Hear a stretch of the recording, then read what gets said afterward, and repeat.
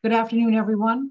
I'm Karen Savell, the CEO of the Federation for Jewish Philanthropy of Upper Fairfield County. On behalf of the 7 Jewish Federations of Connecticut and the Jewish Federation Association of Connecticut, I want to welcome you this afternoon to this discussion with Senator Richard Blumenthal.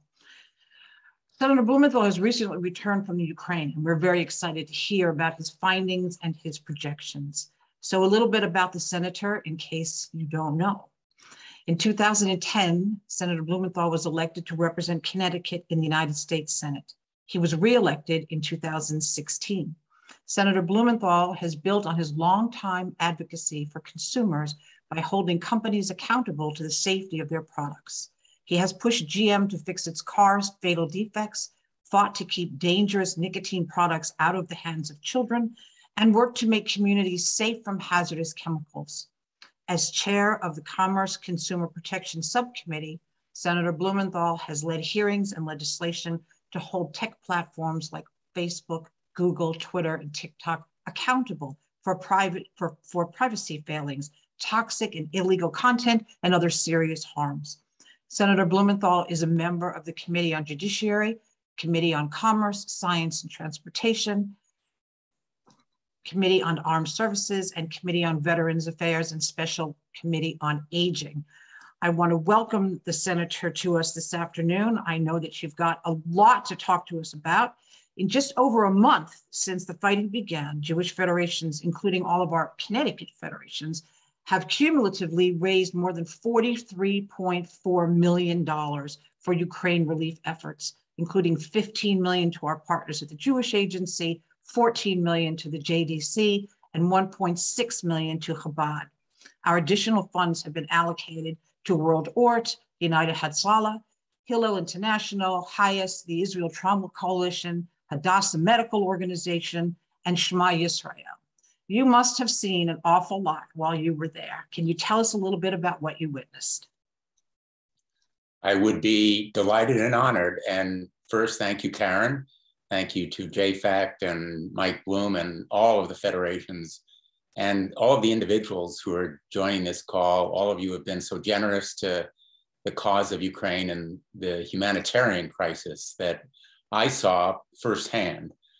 I actually took 2 trips, one in January, just a few weeks before the invasion, to Ukraine, where I met with President Zelensky, the top members of his cabinet, many Ukrainians, everyday Ukrainians, some of the military, including the Minister of Defense. And then a second trip just a few weeks ago to Poland and the border, literally the border crossing in Seshau, which is where the president went on his trip. I don't know whether he went to the actual border crossing where we went, but we did meet with the top Polish leadership, including the Minister of Defense and our 82nd Airborne, which is stationed not far from the border. And I really want to begin with my personal impressions of the border crossing, because as many of you know, my dad came to this country in 1935. He was 17 years old. He had not much more than the shirt on his back. He spoke no English, and he knew virtually no one. He was a refugee. He was escaping persecution in Germany, and this country gave him a chance to survive. What I saw at the border reminded me of his stories of immigrants to this country seeking to escape, and they were fleeing, women and children. The bombs dropped only hours before on a little town called Yavorov, 12 miles from the border where we were. 30 Russian missiles aimed at this town, only about 12 miles from where we were. And the horror and terror on their faces still haunts me. My conversations with them about what they were leaving behind, including their husbands, brothers, sons, because only women and children, by and large, were leaving. The men were staying to fight. And they were on their way to, they didn't know where, not much more than what they were wearing, their teddy bears and pets, that they were clutching.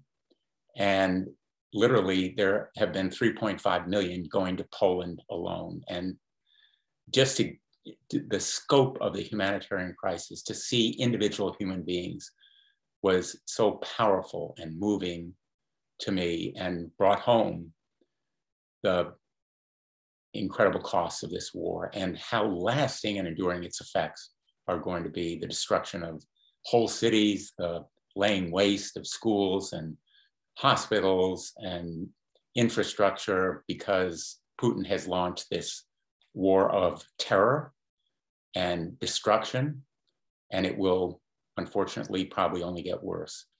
My second impression, I will tell you,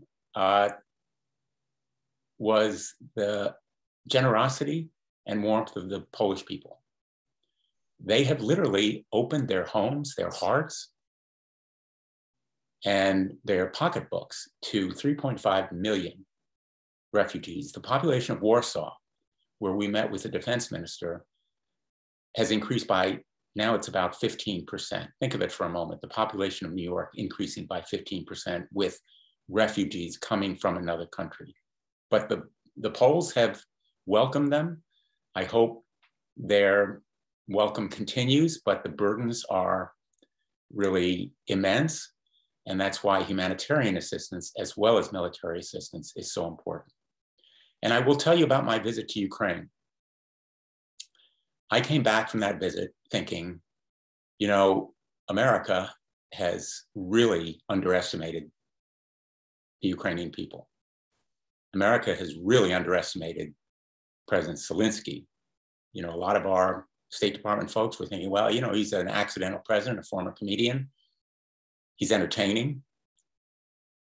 We came away, everyone on our trip, thinking this guy has guts and grit, and the people of Ukraine are going to resist with ferocity and tenacity that the world is not anticipating.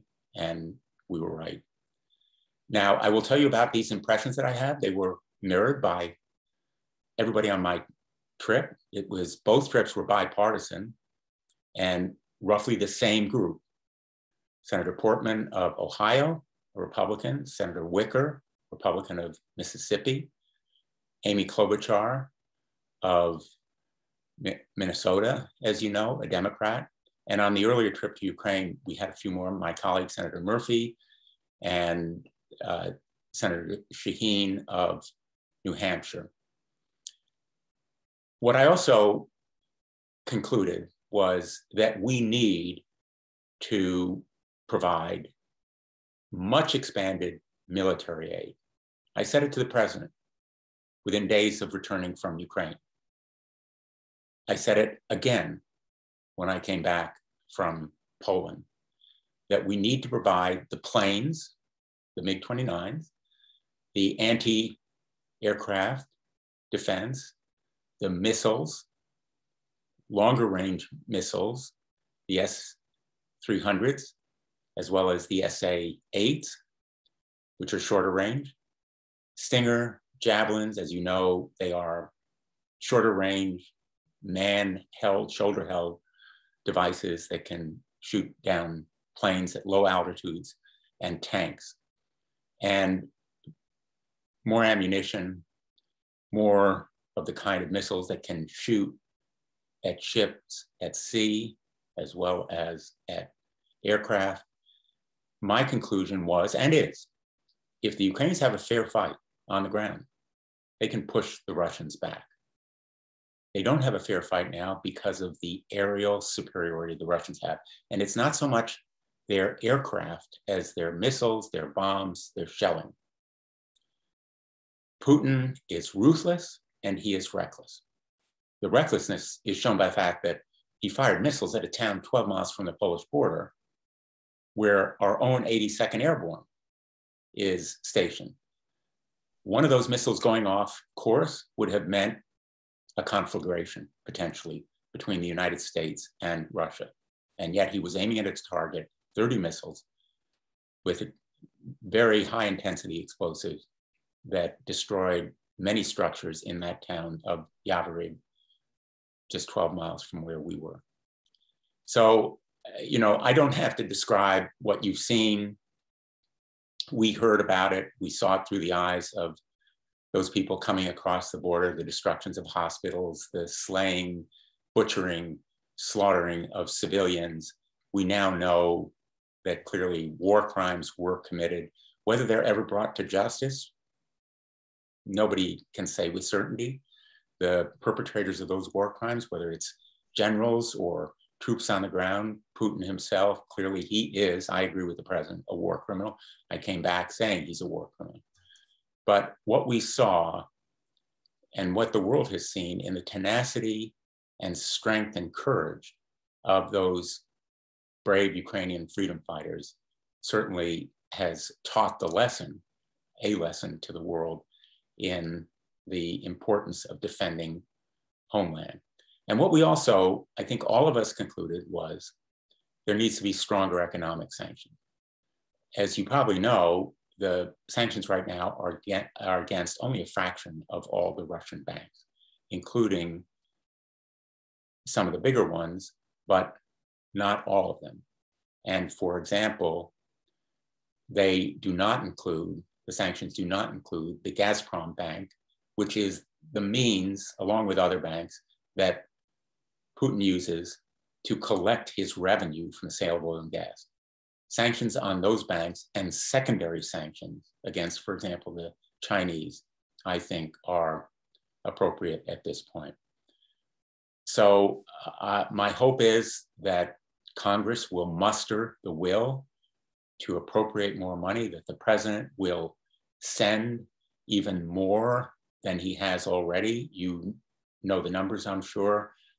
Since the beginning of the administration, 2.4 billion has been in military aid has been sent to Ukraine, about 1.7 of it since the beginning of the invasion, 1.7 billion. Congress has appropriated just a couple of weeks ago, 13.6 billion as part of the omnibus measure. That includes humanitarian assistance, aid for the region. We're likely to see very severe economic dislocation because Ukraine produces a major part of the world's supply of corn, wheat, sunflower oil, produces about half the world's sunflower oil. I think it's 19% of the world's corn. So a lot of the countries, maybe not the United States because we're much more self-sufficient, but other countries that depend on it will see increases in price and shortages, and of course, the disruption of the gas and oil markets we know already. I am pushing for more military aid. I have been vigorous. It's been bipartisan. I've spoken on the floor when I came back with Senator Portman and Senator Wicker. We did an hour-long colloquy, as it's called, urging the administration to do more. And fortunately, the administration has responded to these calls from Zelensky himself, who has been so eloquent and powerful wherever he has spoken. But knowing what's happening on the ground, I think we are in for a really tough period. In a hearing just a couple of days ago, I asked the chairman of the Joint Chiefs of Staff about his prognosis, and he said, we're in for a long slog. His words, long slog. And it will be brutal because Putin's strategy right now is to destroy, degrade, terrorize, horrify, and psychologically undermine the will of Ukrainians to resist. I don't think he can do it, but he will redeploy troops. As you know, they are retreating from Kyiv. He will move them to the Eastern Front. He will try to salvage a victory there. He needs to do it by May 9th, which is the day of the so-called Victory Parade commemorating the end of World War II. That's the parade where the Russians showcase their military, the missiles down in Red Square. He needs to be able to announce something by then. That is not just my opinion, that's the view of a lot of our military leaders. I believe we need to use the Defense Production Act. I questioned the Secretary of Defense about it a couple of days ago, and he didn't say no. The Defense Production Act would enable us to produce more of those Javelins and Stingers and other defensive arms like the Patriot missiles, which we are providing to Slovakia, and it is providing the S-800s, the S-300s to Ukraine. And I'll just finish on this note. They are accustomed to using a lot of the Soviet era weapons, as you know. They are trained on them. We need to train them to use the more modern versions of the same kinds of armament. And that's one of the challenges that we will face. I know our military is preparing to do it.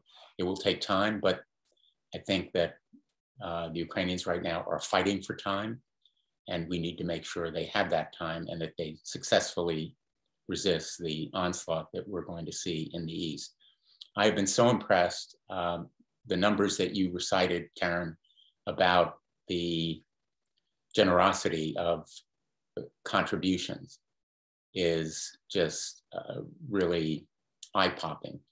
But so are the donations that we've seen from all around Connecticut, you know, blankets, food, clothing. I saw them at the border crossing, piled and donated by Americans and given away to the refugees because they do need all those basics. And of course, the announcement that we're going to take 100,000 of them here is heartening. They really now want to go back. Right now, they want to go back home. They're hoping to return to their husbands and sons and brothers, but some of them may want to come here and have the men join them here, because the rebuilding in Ukraine is going to be a really daunting effort. And just yesterday, to give you another example, I went to the South District Firehouse in Middletown, where they're collecting firefighting supplies from all over Connecticut. Of course, they need those supplies to fight fires in major cities that result from the explosive devices, the missiles and bombs. So the firefighters of Connecticut are collecting hazmat suits, all kinds of medical supplies, boots, all the equipment that are needed by the firefighters in Ukraine. It's just one example of the enormous generosity and the outpouring of support that we've seen in Connecticut and around our country and around the world. Putin has failed to accomplish any of what he intended. In fact, just the opposite. He's unified NATO, he's unified Ukraine, he's unified the United States, all against him. But very soberingly, he has fractured the world order. The world won't be the same now. And I know one of your questions is about the JCPOA and whether we're going to cooperate with the Russians. I see no way that we can cooperate with the Russians. I see no way that we can sit in the same room with them and do business with them diplomatically. There can be no more business as usual. I don't know what that does to the JCPOA, but I think it makes it impossible to deal with Russians as if they were anything but a bunch of gangsters in this regime. They're thugs, gangsters, war criminals. And I think that, you know, I have been saying this from day one in this conflict, and I'll just close on this note. Day one in this conflict goes back years, in fact, decades. As you know, there's a history here. All of you who are familiar with the history of the Cold War and the end of the Cold War and the effort by Putin to reestablish the old Soviet empire know that he has sought to take Ukraine, the Baltic states, back under Soviet, then Soviet, now Russian dominance. When he invaded in 2014, I was a member of the Armed Services Committee. I said, we need to provide more lethal arms. I personally advocated for amendments, along with my colleague, John McCain, a member of the committee, and then chairman of the committee. We authorized and appropriated money for lethal weapons, which administrations, sad to say, both Democratic and Republican, declined to actually provide. My theory was we need to stop Putin. We need to give Ukraine the means, the tools to stop Putin, because he will keep going. We know that fact from our own history, and everybody in this community, I am sure, has a personal view or stake based on personal history about how tyrants and dictators and war criminals will keep going with aggression unless they are stopped. That's what bullies do. That's what I said in 2014. And that's why our national security is so much at stake in this conflict. To Americans who doubt that it's worth the fight, there has to be a time to stand up and make this fight. And the time is now. We should have done it earlier. Maybe Putin would have backed off, but he had his way in Chechnya. He had his way in Syria. We drew lines and he crossed them. Now we need to make sure that he understands NATO is unified and we are unified with NATO. So thank you for having me. I'd be happy to respond to any questions. You know, I recognize there may be disagreements. I welcome differing points of view. I always learn by listening, especially to this group, and my thanks for your friendship as well as your listening to me. Thank you so much, Senator. We really appreciate you being here. And of course, you hit the nail on the head when you say that historically we have always been underestimated. No doubt about that. So we have put a call out to the community for a lot of questions, and I want to let the group here today know that you can also post your questions in the chat section of this. We will certainly not get to a third or a quarter of what has been submitted, but we'll do the best we can. This question is coming from Norwalk. Our administration has offered aid and support to Ukraine, but has repeatedly held that the no-fly zone is off the table. Can you explain the complexity of that? Absolutely. First of all, understand that the missiles and the bombs hitting Ukrainian cities have been fired by and large, the vast majority, from outside of Ukraine's borders. They've been fired from ships in the Black Sea. They've been fired from batteries over the border on the east and from the north in Belarus. So a no-fly zone really will not be effective in the sense that a no-fly zone is ordinarily understood as jet fighters policing the skies and shooting down any plane that goes into the airspace of a country where the no-fly zone exists. In order to guarantee the safety of our planes, if we engage in a no-fly zone, we have to take out Russian anti-aircraft in Russia. We have to take them out for the safety of our planes. We can't send planes over Ukraine with the possibility that they will be shot down when we know those Russian anti-aircraft can hit them. This is a basic rule of military defense. We can't put our young men and women in peril. We have to take out anything in Russia or in neighboring countries that could take them down. That puts us in direct combat. Our men and women, maybe not on the ground, but there will be a confrontation, military, kinetic confrontation. And can we send more planes to them? Sorry, can we send more planes? People are asking furiously, can we send more planes? That is a distinct and different question. We can send more planes to be operated and flown by the Ukrainians. Ukraine has about 30, we don't know the precise number because some of them, a very small number, have been shot down. But there are planes in the Polish Air Force, MiG-29s. Ukrainians know how to fly them. They're similar to their own plane that could be provided. You will recall the Poles were ready and willing to provide them. as long as they were flown from Ramstein, the air base in Germany. In other words, the Poles didn't want to turn them over directly to the Ukrainians. Now, more planes would help the Ukrainians, but let me just be precise here. The major threat to Ukraine are not from the Soviet planes. Yes, they are a source of some of the missiles. They are terrorizing civilian population. But a lot of this ordnance, the munitions, the bombs, the shelling, is either coming from the ground, artillery, or from missiles that are fired from outside of Ukraine. The fact of the matter is that the reign of terror, and it is a reign of terror from the skies, isn't necessarily the result of jet fighters. Now, the Ukrainians, to their great credit, have done pretty well in the sky. When they have fights in the air, they've actually acquitted themselves very well. So I have strongly supported providing more planes.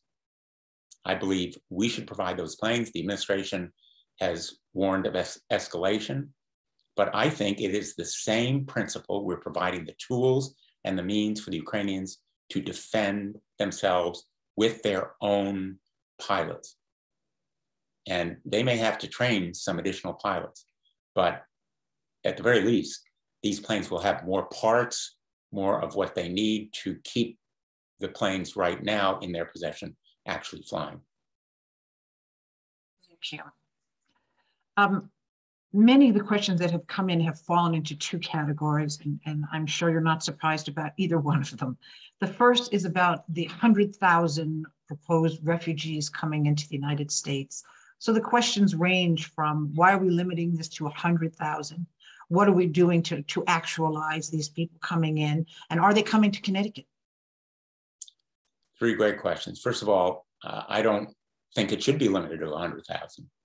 Nor do I think, by the way, and I really want to emphasize this so strongly, that we are doing enough for the Afghan allies who are at risk in Afghanistan. Remember, and I'm not going to digress from the question, I promise you, but please keep in your minds and hearts the translators, the interpreters, the security guards, the people who sided with us, helped to protect our troops and our diplomats in Afghanistan. They now have targets on their backs. They are hiding, and their situation extremely dangerous because the Taliban are after them.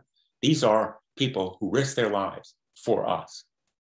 And I'm afraid that we have largely abandoned them. I've been critical of the administration on this score. And I've tried, as a matter of fact, my staff and I have tried and worked with veterans groups and NGOs, the non-governmental organizations, relief agencies that have a presence on the ground to provide more charter flights and enable more people to come to this country. So yes, we should open our doors, our arms, our homes to more than 100,000 if they want to come here. Now, in contrast to the Afghan at-risk refugees, a lot of the Ukrainians may not want to come here because they're still hoping to go home. So we'll need to see how many actually do. Will they come to Connecticut? Yes, they will, because they have family here, as well as former neighbors and friends. The Ukrainian American community in Connecticut is extremely active. And I've been to the churches in New Haven and Hartford. I've met with many of the leaders. I see them, as a matter of fact, every week, literally, as I did just yesterday, because they have organized the donations, the church services, the rallies. So they will be coming to Connecticut. Connecticut has one of the largest Ukrainian populations, and they will be coming here, and we should continue. And I can't say thank you enough. I'm going to say it again. Thank you to all of you for being generous to these causes.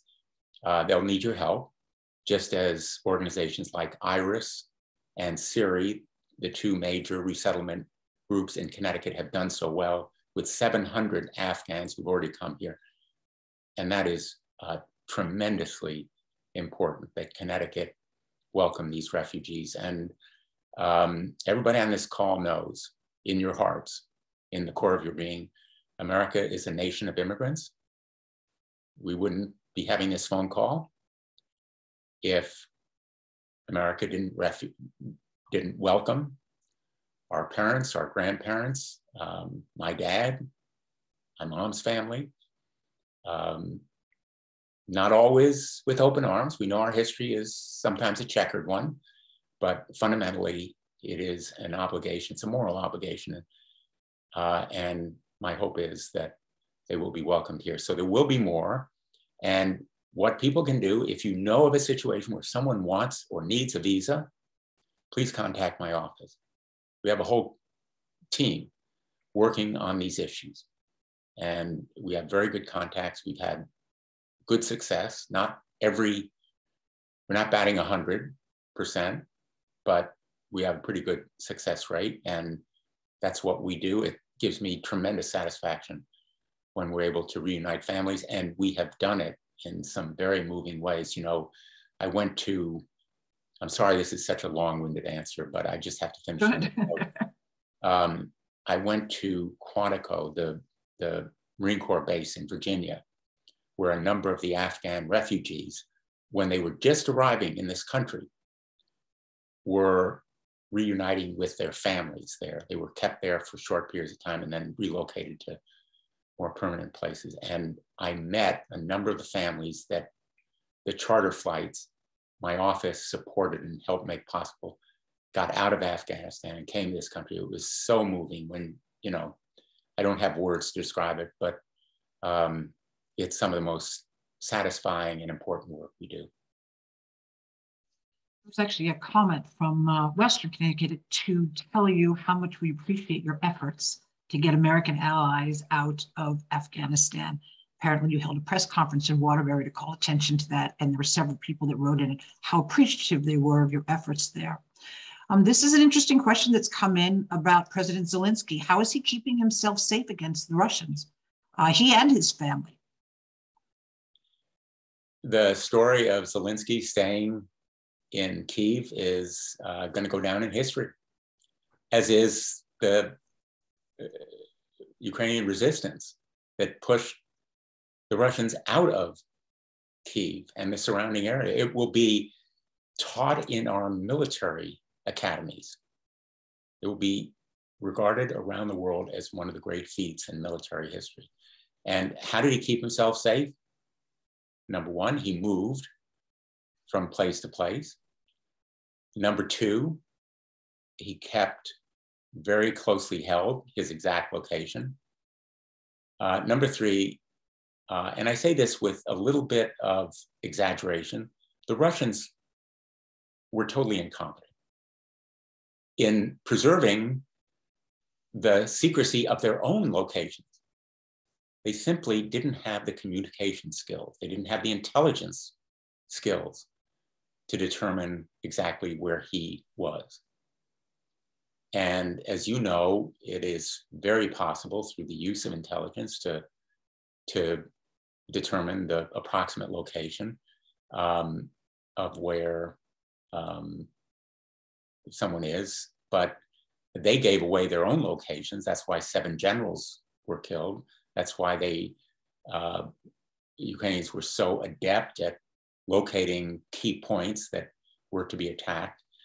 There's some question about whether Putin really wanted to kill Zelensky, or, you know, because making him a martyr might have had the opposite effect of what he wanted to do.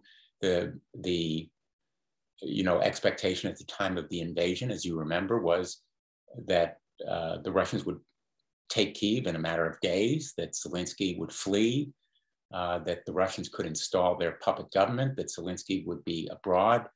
Putin would not have been above poisoning him, as he has done in some of his or otherwise taking him out.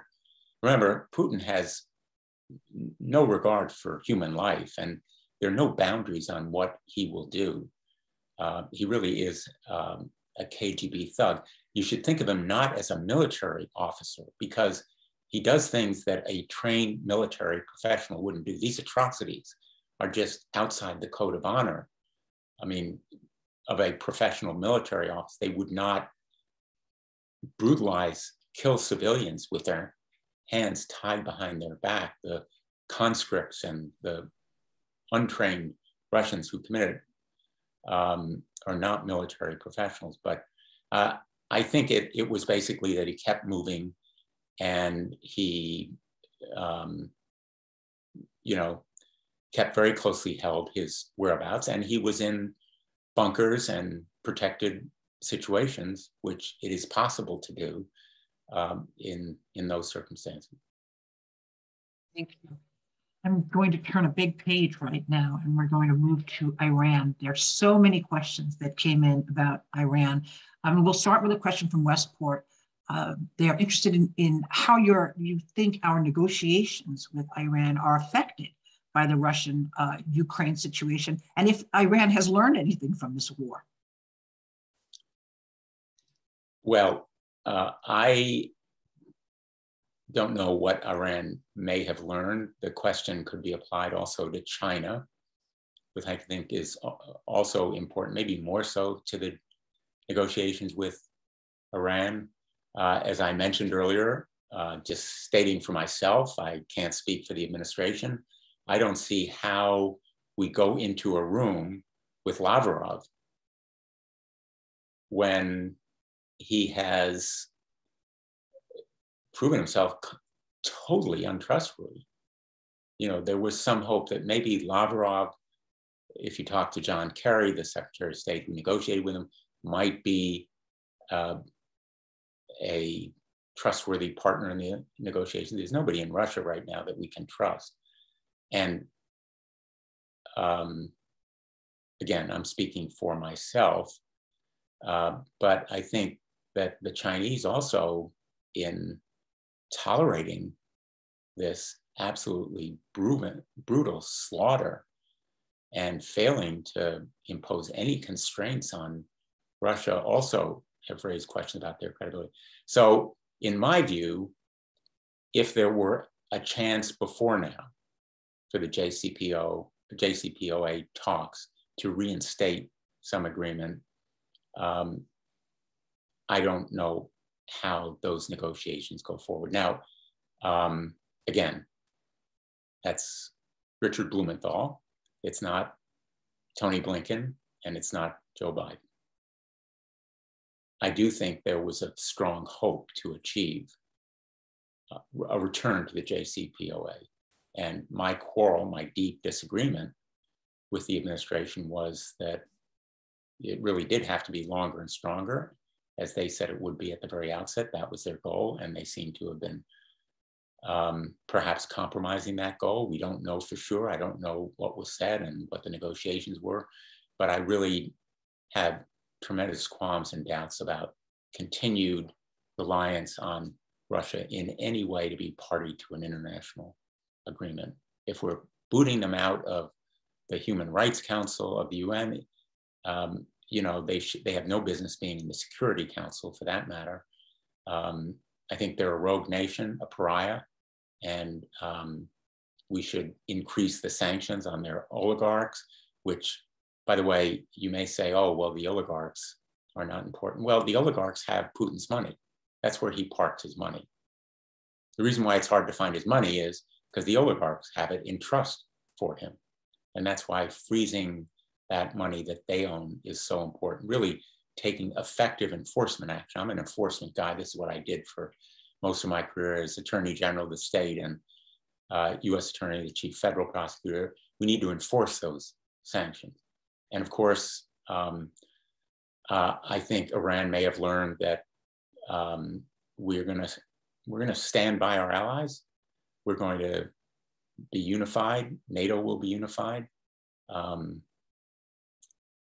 But there will be a lot of lessons to be learned from this conflict by nations all around the globe. Well, you brought up China, so I have to ask the question. This is Richard Blumenthal talking, no one else. Do you think that China is looking at this as perhaps a blueprint of to-dos and not to-dos? China, and I'm not giving away anything. I receive all kinds of classified briefings as a member of the Armed Services Committee.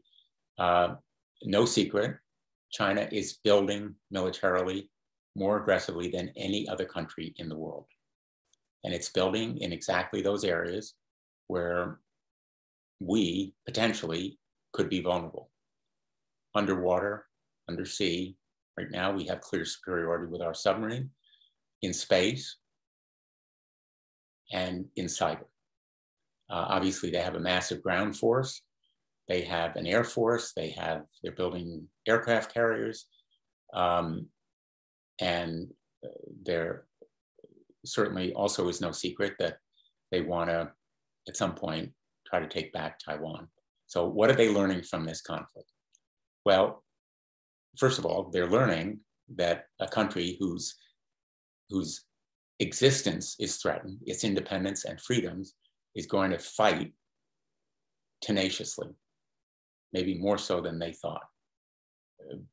Obviously, to repeat what I said before, Putin totally miscalculated.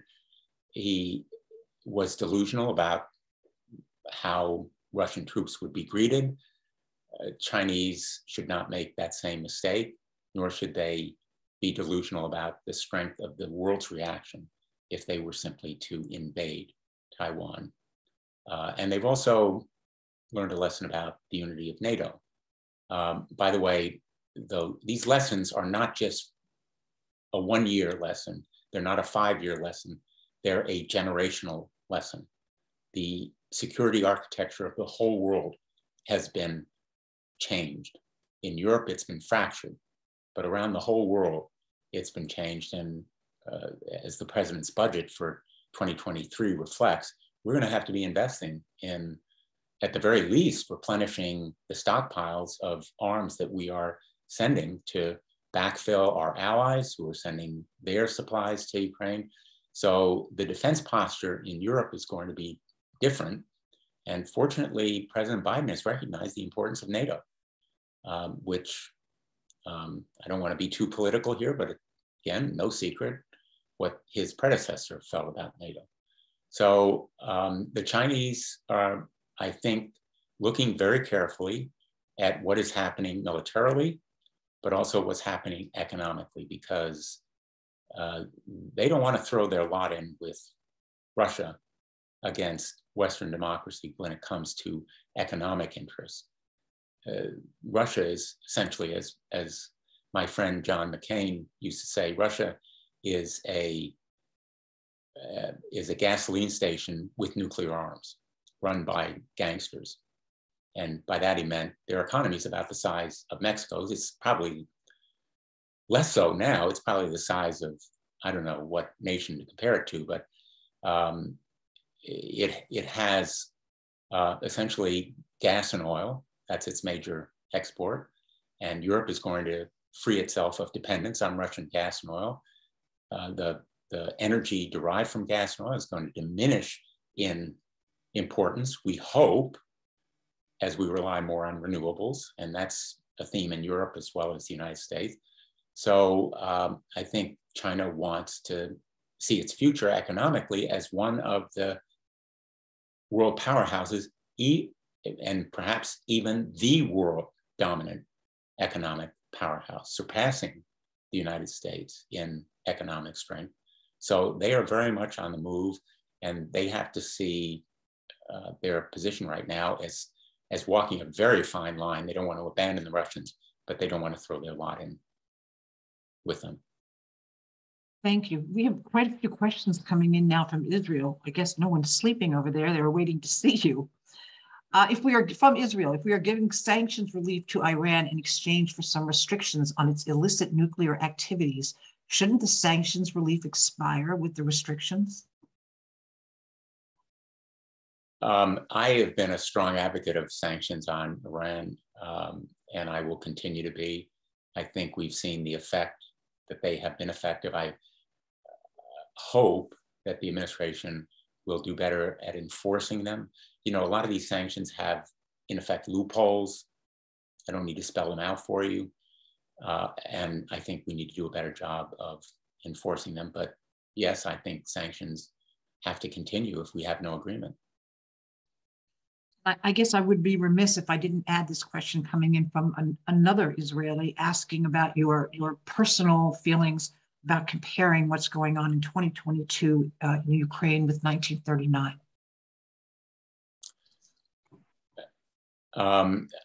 There are a lot of people on this call who are more knowledgeable about the history. The overriding lesson for me of 1939 is you stop a Hitler, you stop a dictator in Czechoslovakia or at some early point, or you will have to stop him later when it's harder to do. That's the lesson of 2014. It's the lesson of Crimea. It's the lesson of Donbass, of Donetsk and Luhansk, where, in my humble opinion, we should have provided more aid and more support for the Ukrainians at that point. It's the lesson of Chechnya. It's the lesson of Syria.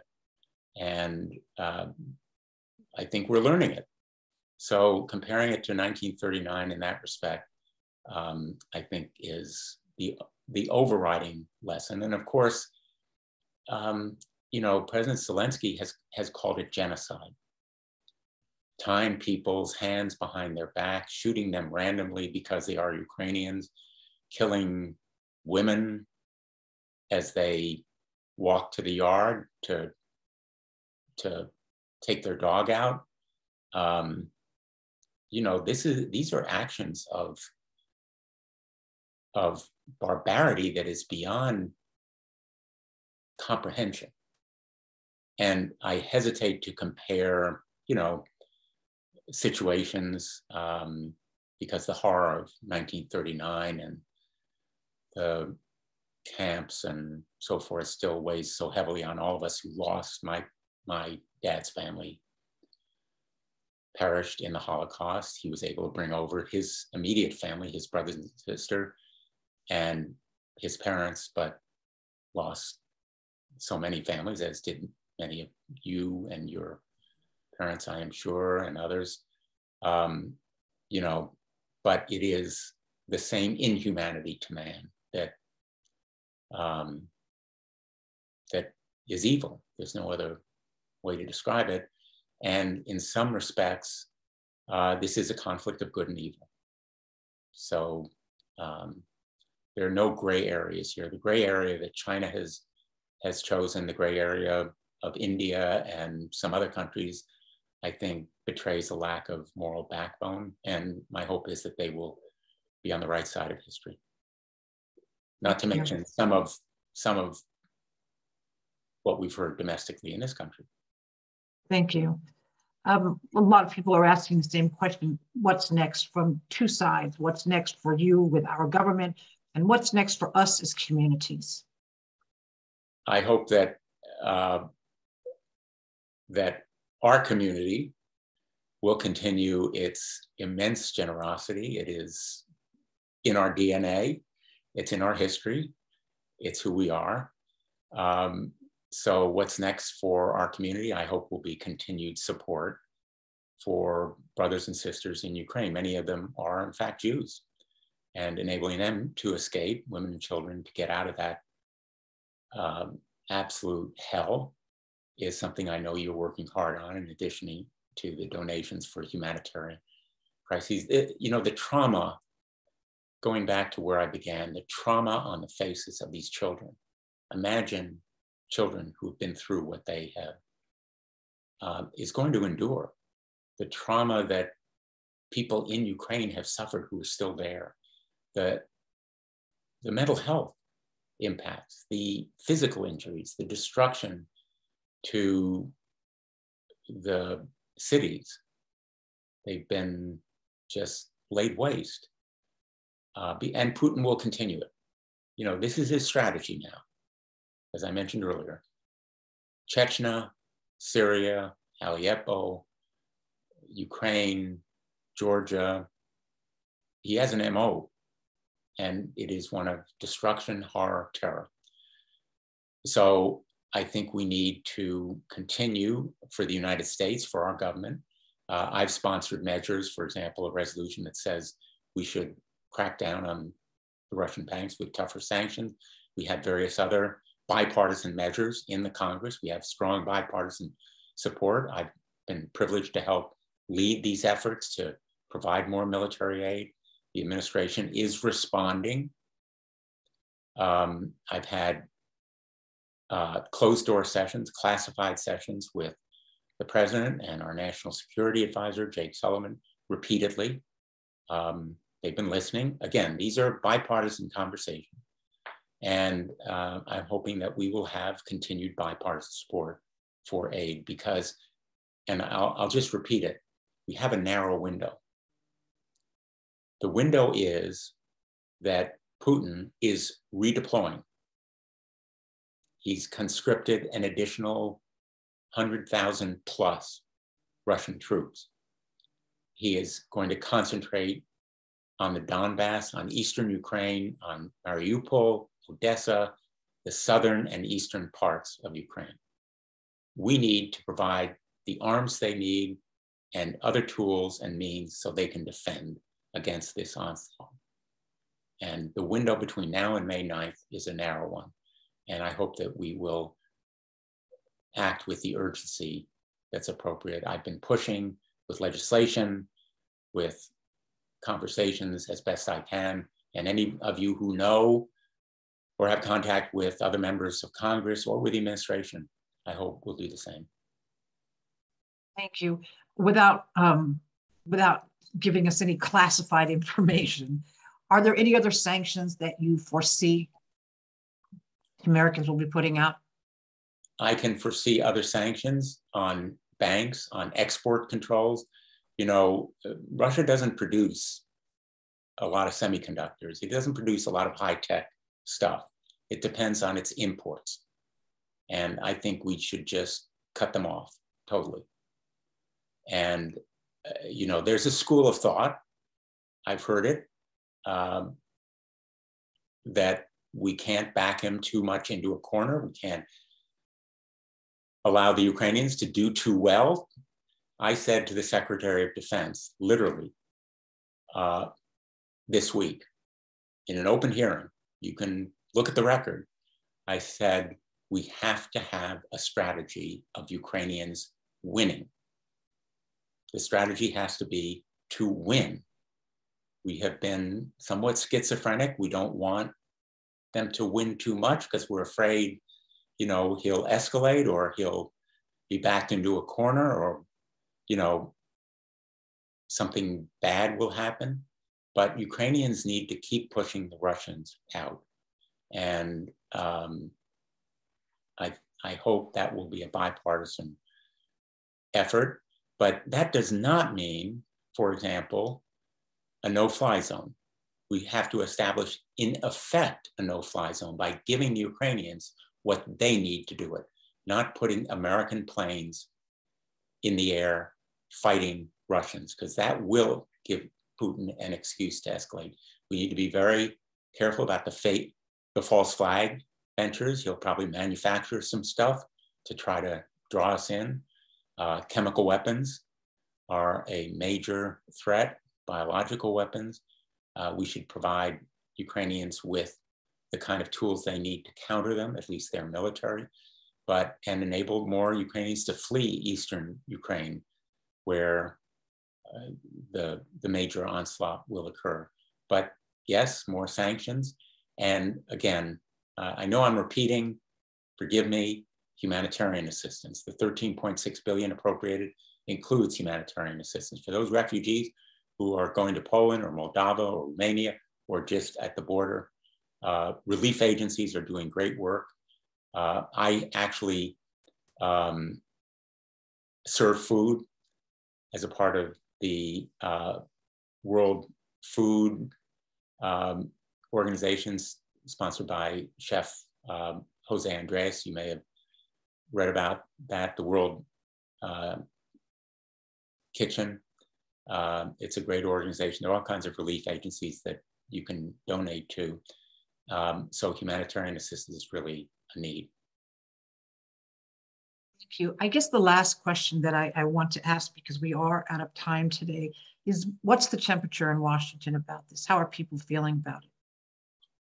Other than frustrated and angry. Frustrated, angry, heartbroken, aghast. You know, I mean, we react the way you do. Those sites from Buta, from the towns in the area north of Kyiv that were left by the Russians, they, you know, left such starkly repugnant and abhorrent evidence of their slaughter. You know, all of the same human reactions, but also, and I just want to emphasize this point, a caution. We don't want a nuclear confrontation. At some point, that may be Putin's preference. We don't want to give him the excuse. We want the Ukrainians to win, but without provoking a nuclear confrontation. And if there are sane heads around Putin, and there's some question about whether he's listening to anyone at this point, hopefully they will impose some constraints. I want to thank you for coming today. You've spoken a lot. We've asked a lot of questions of you, but mostly we're very grateful for the work you're doing on our behalf. We're very lucky to have you representing us in the state of Connecticut. We're going to go to a gallery show right now so everyone can see everybody else. And we want to thank you very much for coming, Senator. Let me just thank you, Karen, thank the Federation for giving this forum. These questions have been very thought-provoking. I want to encourage anyone who has questions to get in touch with me. I'm going to give you my cell phone, 202-641-0532, 202-641-0532. I can't promise that I will get back to you immediately. If you text me, I certainly will try to get back to you, and I'll try to make contact on the phone, but I'm giving you this number as friends. I can't see everyone on the call right now, but I know that you are friends, and we have worked together over so many years, and you have been so generous to so many good causes. And I want to thank you, by the way, many of you, for the support and help to confirm Ketanji Brown Jackson as the first Black woman on the United States Supreme Court. I couldn't get back to all of you who may have gotten in touch with me, but please know I heard your voices, and they inspired me and emboldened me as a member of the Judiciary Committee in taking a leading role, and also on the floor of the Senate in the final vote. So thank you all for having me. Thanks for all the great work that you are doing. Thank you so much, Senator. Thank you for being here. I have posted your cell phone number in the chat room, so that's that. And if anybody would like a recording of this afternoon's program, you can contact us at the Federation. We will get it out to you. Thank you so much for everybody, and enjoy the rest of your Sunday. Thank you, Senator. Be well.